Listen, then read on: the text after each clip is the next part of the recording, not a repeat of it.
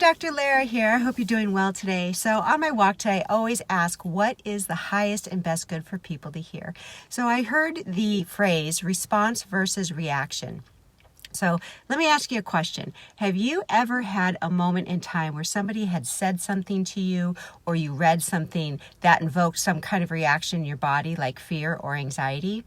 So that is a trauma response. Okay, and what happens is when we are in fear, in a fight or flight mode, when something happens and it triggers some kind of trauma in our body, we react right away.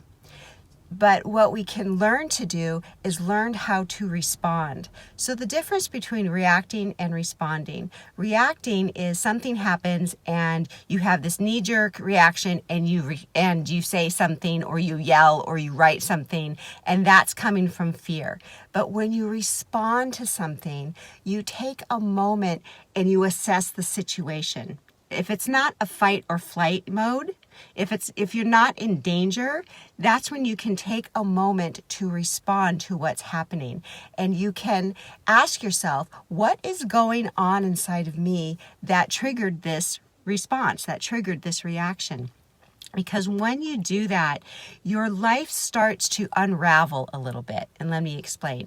When you come from the ego space versus the heart space, that's where things get different. So when you're coming from the ego space, it's about reacting to things. He said this, I said that, I'm right, you're wrong, all that kind of stuff. And it just goes back and forth. And that is the arguments, that's the misinterpretation, all of that stuff happens. But when you start to come from the heart space, you can start to come from a place of love, a place of compassion, and you can start to ask, is this mine, or what is going on inside of me that is starting to make this response to people?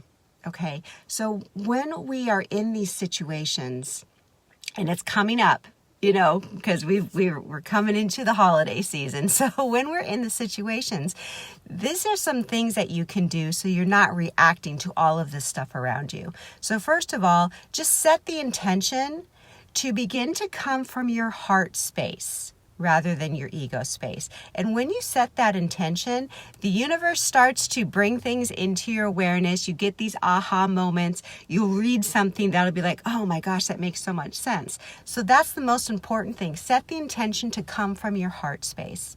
And then when you're in these situations, if something triggers you, just take a breath. Take a breath instead of the knee-jerk response. And when you start to breathe, 3 breaths, not just 1, 3 breaths, and then you ask, what is my response to this? How would I like to respond to this? And what I have found is a lot of things don't really need a response right away. You can sit on it. You can let it play out.